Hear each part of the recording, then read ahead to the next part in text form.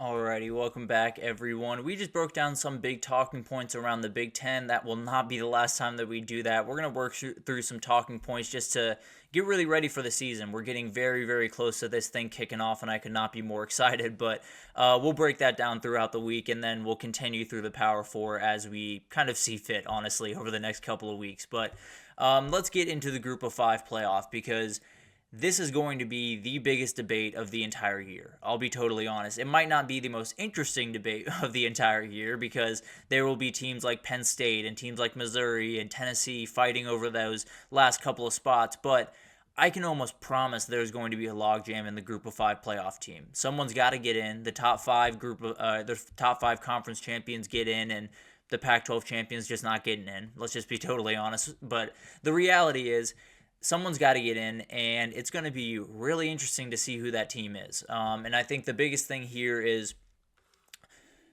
Group of Five is likely never going to get two teams in. I'd love to tell you that they could, and I think there's a path in even this year where you could have a couple of teams that are worthy of getting in, but let's be totally honest, they want as many of those big time teams in, and making the argument that a 9-3 SEC team is better than an 11-1 AAC team, not a hard thing to do. I'll just be totally honest. I could do it very, very comfortably and likely win over the entirety of the college football playoff committee. But let's jump into the five teams that have the best odds to make the playoff and then break down why this is just going to be a huge issue at the end of the year. So it starts with a team that is going to be just really, really good this year in Missouri. Memphis. Missouri is also going to be very good this year, but that's beside the point. Memphis is the team that I want to talk about, and they have the cleanest path. They have the best odds to win the best Group of Five conference in the American. So if you can pull that off, you're going to be successful. That's just the reality, and you can definitely roll into the college football playoff, even with one loss. And there's going to be some big-time chances for them to make some noise throughout the season. You know, they have some big games. One at the end could define their entire season, but guys like Seth Hannigan, Mario Anderson coming in from South Carolina is absolutely huge for this team. Like, as big as any addition for really any Group of Five team across the country. Now, there are a couple of guys at the quarterback position that might be a little bit bigger, but Mario Anderson's going to have a huge say in what Memphis is this upcoming season. I think he's going to be absolutely incredible, and I think anytime you can get a guy to jump down from the SEC ranks down to the American, he's going to have an effect pretty much immediately. So very much like this kid, and I think he's going to be huge. They do have the best odds to win that American Conference, and they're going to be in this conversation. There's no two ways about that. They could lose two games and still be very much in this conversation, but the reality is it could come down to a game with another team on this list in the last week of the season that we'll break down a little bit later here, but I also want to get into Liberty. This is the team that everyone's kind of circling this time of year. The Conference USA is controlled by this team.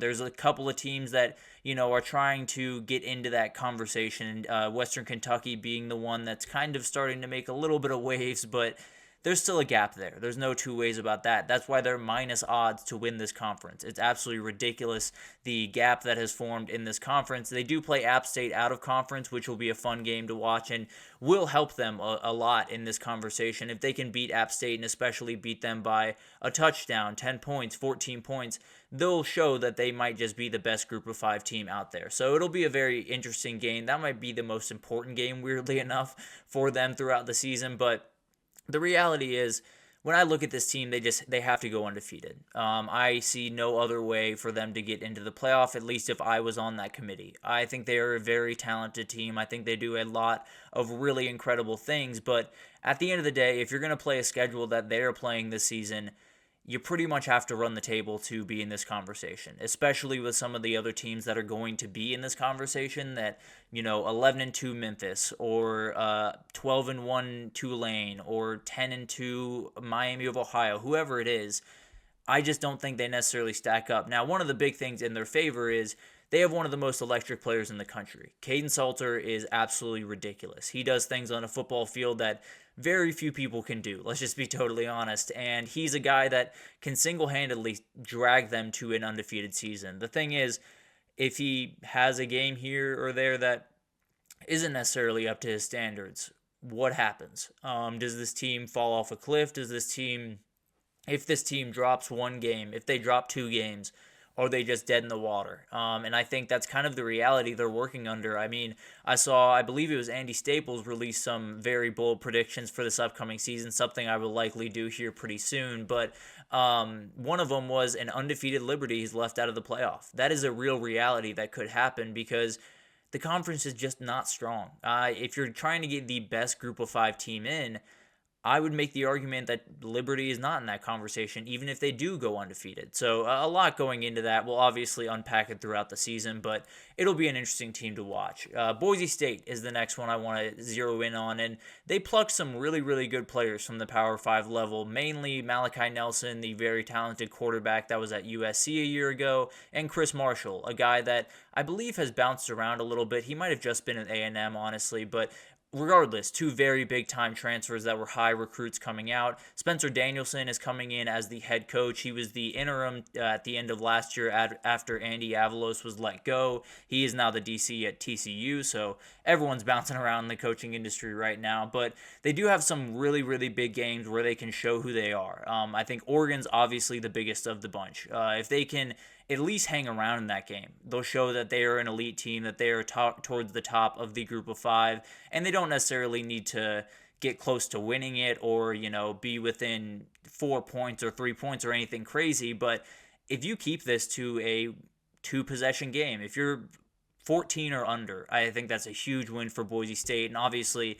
that doesn't necessarily sound like a huge win, but it really would be in the college football playoffs eyes. And then you have Washington State also on the schedule, a big-time game where you can just prove, you're a little bit above a team that was just in the Power 5 a year ago. And then UNLV is another one that I'm definitely circling among others in the Mountain West that are going to be huge. And I think the cool thing about this team is they might just have the best player at a certain position in the entire country. And Ashton Jeanty is just absolutely ridiculous at the running back position. This dude is incredible, and frankly, I'm shocked that he's still at Boise State. With the state of everything in the transfer portal and everything bouncing around all over the place, I feel like this was a guy that everyone was calling, that everyone was after, that especially with the need at running back for some of these teams.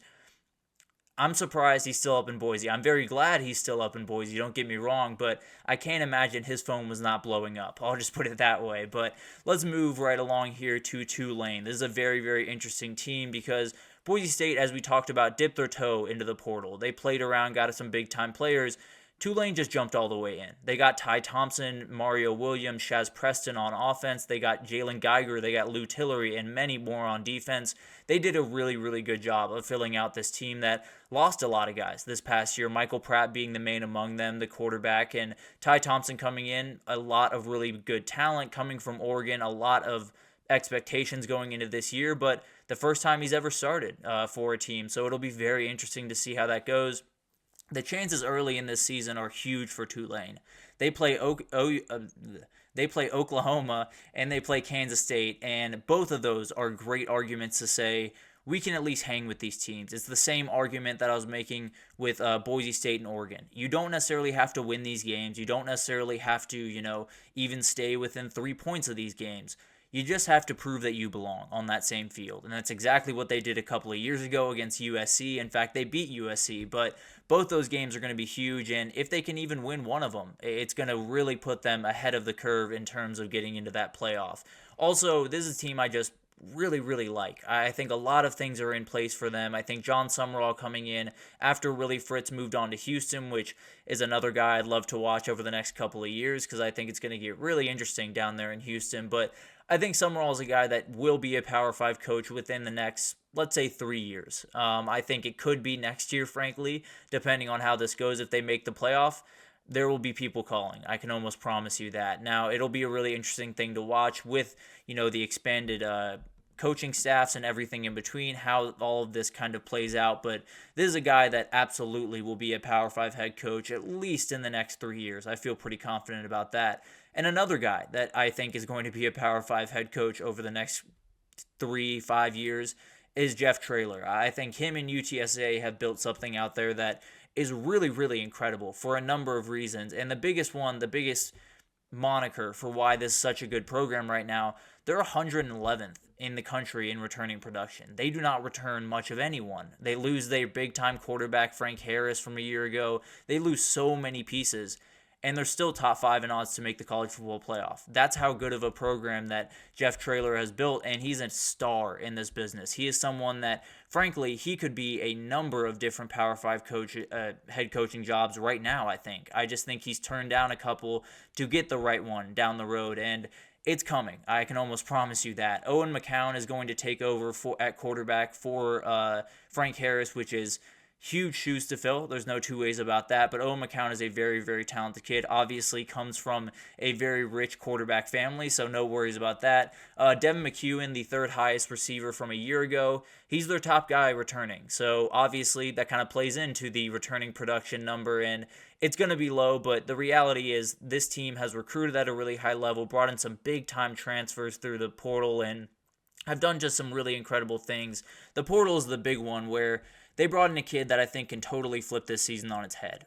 Denver Harris is a really good cornerback. He ran into some trouble off the field at A&M and then went to LSU and has just never really found his footing. But if he finds his footing, this kid can play really elite football. He can be an outright lockdown corner on the outside for this team. And if that happens, then they're going to roll for a lot of their season. They do play Texas early on in the season. That would be another great place for them to show that at least they belong. At least they're in this conversation. And then you got Memphis down the road, and that's the big one, obviously. If you can knock them off, then maybe you're the team that comes out of the American. So there's a ton going into this season for UTSA and for all of the teams that I just broke down, but that doesn't even scratch the surface of the teams that could make this type of run. Miami of Ohio is a team that I'm watching very, very closely that I think could make some real noise. App State, South Florida is a team I love with Alex Golesh down there. Texas State, another one, DJ Kinney, I absolutely love what he's doing. So there's a lot of things going on around the group of 5 teams, and frankly, this is not an exact science by any means. It's going to be all over the place. The arguments of who deserves to be in, who doesn't deserve to be in, are not going to be easy to be had, but it's going to create a weird logjam, and it'll be fascinating to see what does a 11-2 American team look like compared to a 13-0 Conference USA team, or a MAC team that's 11-2 or 11 or 12-1. Whatever this looks like, it's going to be all over the place. But the reality is, we're running into a big time logjam at the end of the season, and that battle is going to be just fascinating to watch, really, all throughout the season. But we're going to take our second break here. When we come back, we're going to break down some teams in the Power 5 level that could just turn their conference on its head. If these teams hit, their entire conference changes around them, and it could lead to them being at the very top of their conference. So we'll break that down right after this, so stick with us.